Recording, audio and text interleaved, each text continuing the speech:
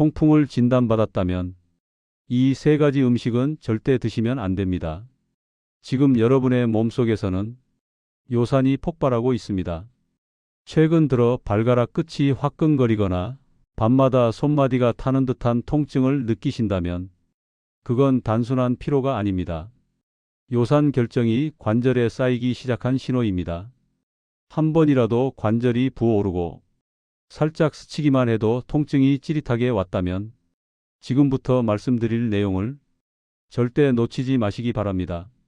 왜냐하면 통풍은 한 번 시작되면 다시는 예전의 몸으로 돌아가기 어렵기 때문입니다. 처음엔 손가락, 발가락이 붓고 아프지만 점점 무릎, 발목, 팔꿈치까지 번집니다. 통증이 반복될수록 관절 속에는 요산 결정이 돌처럼 굳어갑니다. 이것이 바로 통풍 결절입니다. 한 번 생기면 약으로도 녹지 않습니다. 결국 관절이 변형되고 심하면 걸음조차 힘들어집니다. 통풍은 흔히 왕의 병이라 불렸습니다. 고기를 즐기고 술을 자주 마시던 옛 왕들이 앓던 병이기 때문이죠. 하지만 지금은 누구에게나 찾아옵니다. 특히 50대 이후 남성분들, 퇴직 후 운동량이 줄고 회식이나 술자리가 잦은 분들이라면 이미 통풍 전 단계일 가능성이 높습니다. 국내 통풍 환자는 최근 10년 사이 무려 3배 이상 늘었습니다. 건강보험공단 자료에 따르면 50세 이상 남성 10명 중 1명이 통풍 또는 요산 상승으로 진료를 받았습니다. 더 무서운 점은 요산이 단지 관절에만 문제를 일으키는 게 아니라는 겁니다. 혈관 속에도 침착되어 심장과 신장 기능을 망가뜨릴 수 있습니다. 실제로 통풍 환자의 절반 이상이 고혈압, 당뇨, 신장 질환을 함께 갖고 있습니다. 통풍은 결국 혈관과 신장을 병들게 하는 전신 질환입니다. 그러니 단순히 관절이 아프다고만 여기면 병을 놓치게 됩니다. 요산이 높다는 건 이미 몸 전체가 염증으로 불타고 있다는 뜻입니다. 그런데 많은 분들이 이렇게 말합니다. 약 먹으면 되잖아요. 하지만 정말 그럴까요? 통풍약은 요산 생성을 줄이거나 배출을 도와주는 역할을 합니다. 즉, 당장의 수치를 낮출 수는 있지만 음식과 생활 습관이 그대로라면 요산은 다시 쌓입니다. 그래서 약을 끊으면 통증이 재발합니다.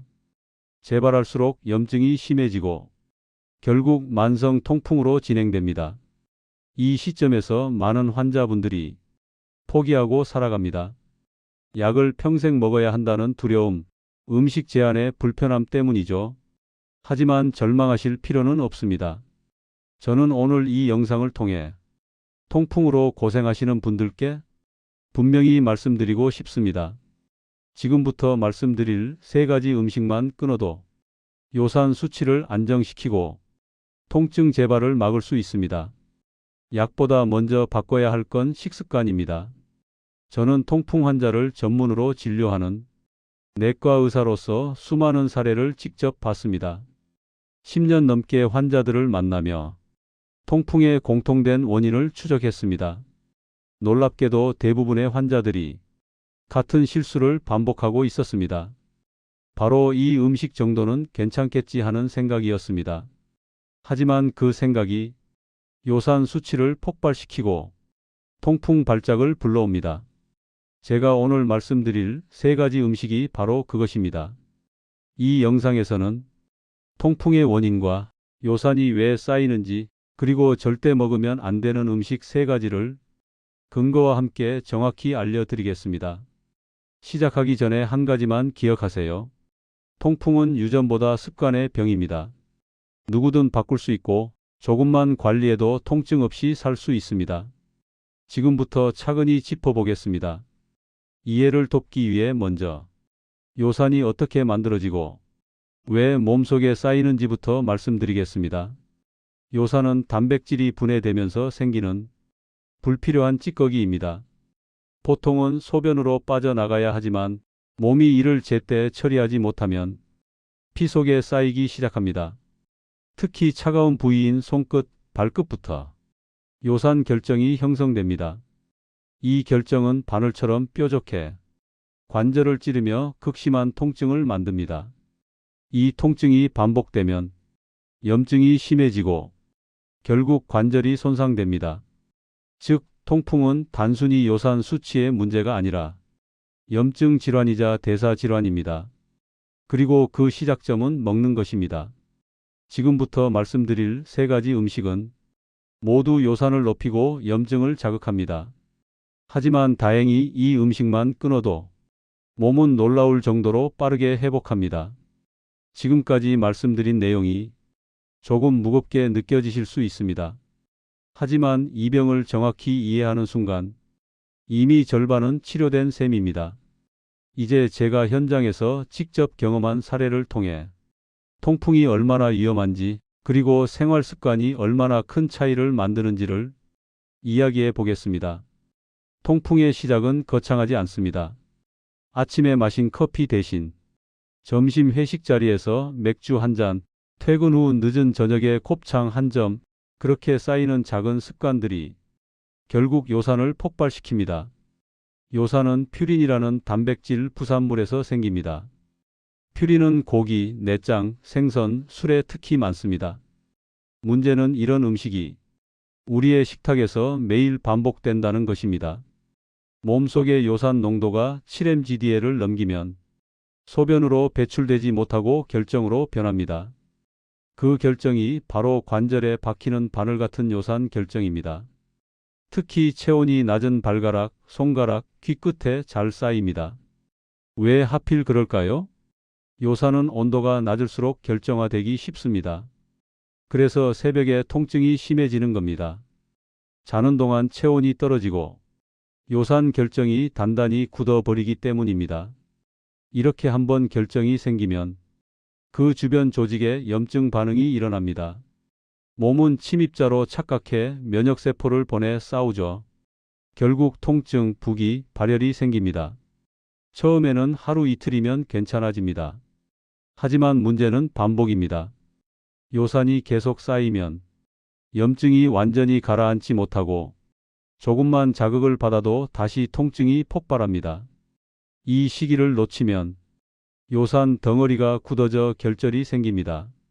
그때부터는 약으로도 해결이 어렵습니다. 이 결절이 관절 모양을 바꾸고 움직임을 제한합니다. 결국 통풍은 요산이라는 찌꺼기를 몸이 버리지 못해 스스로를 공격하는 병입니다. 그런데 요산이 왜 배출되지 못할까요? 이유는 간단합니다. 우리 몸의 정화기관인 신장이 지쳐 있기 때문입니다. 과식, 과음, 고단백 식사, 단 음료, 이 모든 것이 신장을 혹사시킵니다. 신장이 요산을 거르지 못하니 결국 피 속에 쌓이는 겁니다. 특히 술은 요산 대사의 최대 방해꾼입니다. 알코올이 간에서 분해될 때 젖산이 늘어나고 이 젖산이 요산의 배출로를 막습니다. 그래서 맥주 한 잔이 곧바로 요산 수치를 올리는 이유가 여기에 있습니다. 이렇게 술과 기름진 음식, 당분 많은 간식이 매일 조금씩 몸속 요산을 쌓아 올립니다. 처음엔 아무 증상이 없지만 어느 날 갑자기 발목이 붓고 통증이 폭발하죠. 그때 대부분의 사람들은 어제 무리해서 그런가 하고 넘깁니다. 하지만 그것이 첫 경고입니다. 이 신호를 놓치면 다음엔 더 큰 발작이 찾아옵니다. 저는 병원에서 하루에도 수십 명의 통풍 환자를 만납니다. 진료실 문을 열고 들어오는 순간 발을 절뚝이며 고통의 얼굴이 일그러져 있습니다. 그분들 중 상당수가 이렇게 말씀하십니다. 선생님, 그냥 어제 고기 조금 먹었는데요. 하지만 조금이라는 말 속에는 맥주 한 잔, 국물 한 숟가락, 그동안의 누적된 습관이 들어 있습니다. 통풍은 하루아침에 생기지 않습니다. 수년간의 생활 습관이 만든 결과입니다. 그렇기 때문에 끊는 것이 유일한 치료입니다. 물론 약으로 요산을 일시적으로 낮출 수 있습니다. 하지만 그건 불이 난 집에 물 한 바가지를 붓는 것과 같습니다. 불씨는 여전히 남아 있습니다. 식습관이 바뀌지 않으면 요산은 다시 쌓이고 통증은 돌아옵니다. 저는 이런 경험을 통해 통풍 환자들에게 늘 같은 말을 드립니다. 약보다 먼저 식탁을 바꾸십시오. 이제 실제 환자 사례를 통해 음식이 얼마나 큰 차이를 만드는지 말씀드리겠습니다. 서울 구로구에 사는 63세 남성 김현수 씨. 은행원으로 30년을 근무하다 퇴직 후 친구들과의 모임이 잦아졌습니다. 술은 많지 않았지만 매번 맥주 한두 잔과 함께 곱창, 회, 새우를 즐겼습니다. 처음에는 오른쪽 엄지발가락이 아픈 정도였습니다. 3일 정도 쉬면 괜찮아졌죠. 하지만 두 번째 발작은 달랐습니다. 밤새도록 발가락이 타오르듯 아팠고 신발조차 신을 수 없었습니다. 병원에 오셨을 때 요산 수치는 9.8mgdl이었습니다. 신장 기능도 이미 약해져 있었습니다. 김 씨는 그냥 나이 타진 줄 알았다고 하셨습니다. 진단 후 저는 한 가지 제안을 드렸습니다. 약은 나중입니다. 우선 3가지 음식부터 끊으십시오. 그가 꾸준히 실천한 것은 단 3가지였습니다. 첫째, 맥주와 내장류 완전 금지. 둘째, 새우, 멸치 등 등푸른 생선 중단. 셋째, 단 음료와 과당 들어간 간식 중단. 처음엔 힘들어 하셨지만 일주일이 지나자 통증이 절반으로 줄었습니다. 3주 뒤 요산 수치는 6.1mgdl로 떨어졌습니다. 이 수치는 약을 쓰지 않고도 가능한 변화입니다. 김 씨는 이후로 회식 자리에서도 무조건 물을 선택했습니다. 그 결과 반년이 지난 지금까지 단 한 번의 통풍 발작도 없었습니다. 그가 마지막 진료 때 했던 말이 기억납니다. 통풍은 약이 아니라 습관이 고쳐야 낫는 병이네요. 이 사례는 예외가 아닙니다. 비슷한 식단 교정만으로 요산이 안정된 환자들을 수없이 봐왔습니다. 그들의 공통점은 단 하나, 끊을 건 끊었다는 것입니다. 이제 여러분 차례입니다. 통풍은 체질이 아닙니다. 생활이 만든 결과이기에 생활이 바뀌면 통풍도 사라집니다. 지금부터 제가 말씀드릴 절대 먹으면 안 되는 3가지 음식을 정확히 알고 실천해 보십시오. 이 3가지가 바로 여러분의 요산을 폭발시키는 주범입니다. 통풍의 핵심은 요산을 낮추는 것이 아닙니다. 요산이 쌓이지 않게 만드는 것입니다. 즉, 오늘부터 단 3가지 음식만 끊으면 몸은 스스로 회복하기 시작합니다. 이제 그 3가지를 구체적으로 말씀드리겠습니다. 첫째, 맥주와 내장류입니다. 맥주는 퓨린 함량이 매우 높습니다. 게다가 알코올이 요산 배출을 막기 때문에 한 잔만 마셔도 요산 수치가 급격히 올라갑니다. 여기에 곱창, 순대, 간, 천엽 같은 내장류를 함께 먹으면 요산 폭탄이 만들어집니다. 맥주 한 잔, 곱창 한 점이 결국 발작의 불씨가 되는 셈입니다. 대신 단백질이 필요할 땐 닭가슴살이나 두부, 달걀 흰자를 선택하세요. 이 음식들은 요산을 거의 만들지 않으면서 근육 유지에도 도움을 줍니다. 둘째, 멸치, 꽁치, 새우 등 등푸른 생선입니다. 이 생선들은 오메가3가 풍부해 혈관에는 좋지만 통풍에는 독이 됩니다. 등푸른 생선의 내장에는 퓨린이 농축되어 있습니다. 생선은 몸에 좋은데 왜 안 되나요? 많은 분들이 이렇게 묻습니다. 하지만 통풍 환자에게는 한 점의 멸치, 한 마리의 새우가 통증을 불러올 수 있습니다. 등푸른 생선 대신 명태, 가자미, 대구 같은 흰살 생선을 추천드립니다. 또는 두부나 검은 콩으로 단백질을 보충해도 충분합니다. 셋째, 단 음료와 과당 함유 식품입니다. 콜라, 사이다, 과일 주스, 시럽이 들어간 커피까지 이 모든 것이 요산을 폭발시킵니다. 과당은 체내에서 분해될 때 ATP라는 에너지를 빠르게 소비합니다. 이 과정에서 퓨린이 늘어나고 결국 요산이 급격히 증가합니다.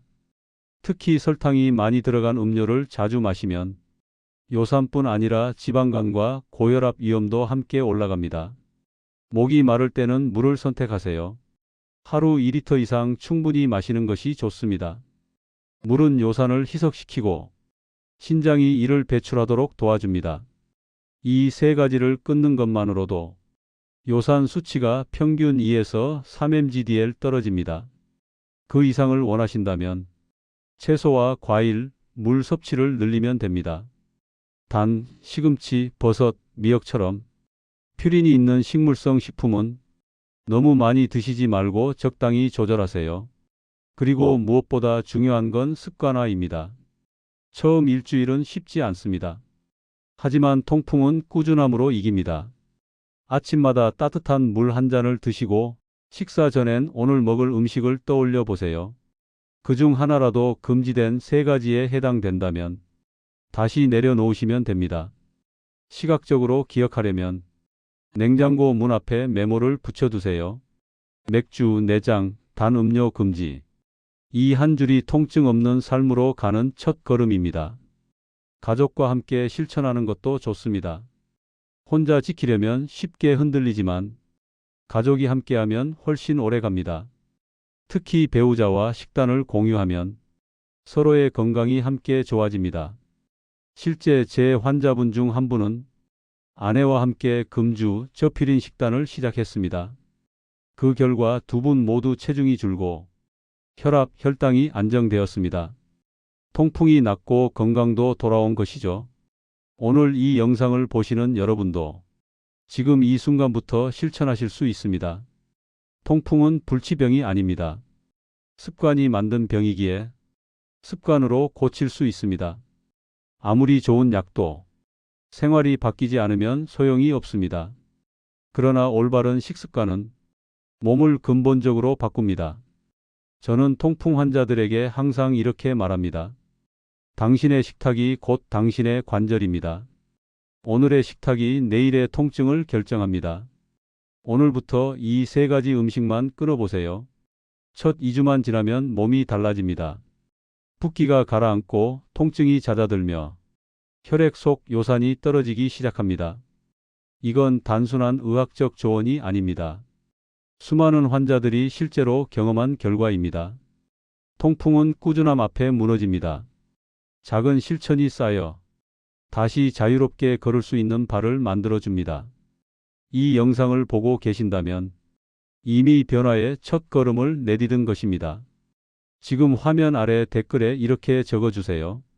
저는 오늘부터 통풍 3금 실천을 시작합니다. 그 한 문장이 당신의 의지를 기록하고 다른 누군가의 동기가 됩니다. 좋아요 한 번, 구독 한 번이 여러분의 건강 루틴을 지켜주는 약속이 됩니다. 통풍의 통증이 두려웠던 날들은 이제 끝입니다.